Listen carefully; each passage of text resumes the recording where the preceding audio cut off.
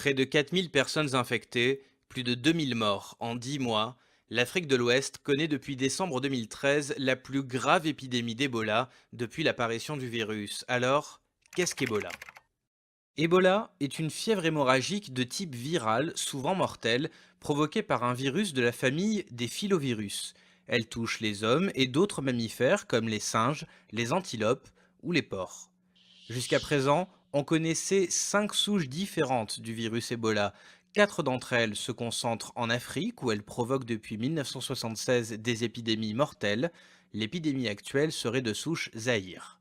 La cinquième, la souche Reston d'origine asiatique, a été détectée sur des primates. Elle reste pour l'instant seulement animale puisque des hommes infectés n'ont pas développé la maladie. Comment la maladie se transmet-elle? Ebola est une zoonose, c'est-à-dire une infection animale transmissible à l'homme. L'espèce à l'origine de la contamination humaine n'a pas été complètement identifiée. Si des singes ont pu contaminer l'homme, des chauves-souris frugivores seraient les réservoirs naturels du virus. Ebola passerait ainsi à l'homme directement à partir des chauves-souris ou indirectement par l'intermédiaire d'un autre animal. Dans les deux cas, le mode de transmission à l'homme se fait par contact direct avec des organes ou des liquides biologiques d'animaux infectés. C'est le cas lorsque l'homme manipule des animaux retrouvés malades ou morts en forêt, ou lorsqu'il consomme de la viande de brousse. Après l'infection, le virus se développe durant 2 à 21 jours, en moyenne 8, avant que les premiers symptômes ne se manifestent. Pendant cette période, la personne infectée n'est pas contagieuse. C'est une fois que les symptômes sont apparus que peut se faire la transmission interhumaine du virus. Là encore, il faut un contact direct d'une peau lésée ou de muqueuse avec les liquides biologiques d'une personne infectée, tels que le sang, la salive, le sperme, la sueur ou les matières fécales. L'infection peut également passer par l'intermédiaire d'un objet infecté, une seringue par exemple. Parmi les premiers exposés, on trouve donc les proches des personnes malades ainsi que les personnels de santé. En Afrique, les rituels funéraires communautaires pendant lesquels un grand nombre de proches sont en contact direct avec les dépouilles des personnes infectées constituent un vecteur important de contagion. Il reste très improbable selon l'OMS que le virus puisse se transmettre par voie aérienne comme une simple grippe. Quels sont les symptômes? Une fois passée la période d'incubation, la maladie se manifeste avec des fortes fièvres, une faiblesse intense, des douleurs articulaires et musculaires, des maux de tête et une irritation de la gorge. Ces symptômes sont rapidement suivis de vomissements, de diarrhée, d'éruptions cutanées, d'une insuffisance rénale et dans certains cas d'hémorragies internes et externes. Si certains patients survivent au virus, le taux de létalité d'Ebola reste extrêmement élevé, entre 25 et 90% et plus de 50% en moyenne. Comment soigner la maladie? Actuellement, il n'existe aucun traitement homologué ni vaccin. Tout est au stade d'essai ou en cours d'expérimentation. Les médecins se bornent donc souvent à soulager seulement les symptômes tels que la fièvre ou la déshydratation.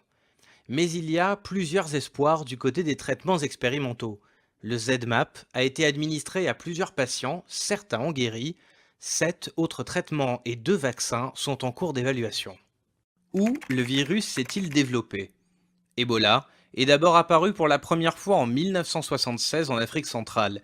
Il tire son nom de la rivière Ebola, proche d'un village de la République démocratique du Congo, où se situait le premier foyer. Depuis, une vingtaine d'épidémies mortelles ont été circonscrites dans des villages isolés en RDC, au Soudan du Sud, au Congo, en Ouganda et au Gabon. Au total, 2387 personnes ont été infectées, parmi lesquelles 1590 sont mortes. L'épidémie actuelle s'est déclarée en Guinée, dans une zone située à la frontière avec la Sierra Leone et le Liberia. Les chercheurs ont identifié le patient zéro, un enfant de 2 ans, dans le village de Guékédou. Depuis, l'épidémie s'est propagée au gré des mouvements de population en Sierra Leone et au Liberia, malgré les fermetures de frontières qui ont été inefficaces. Et le nouveau foyer nigérian, à la suite du voyage d'un malade, fait craindre un développement incontrôlable du virus dans le pays le plus peuplé d'Afrique, avec 177 millions d'habitants.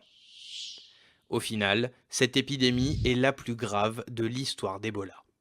Pourquoi Ebola s'est-il autant répandu en 2014?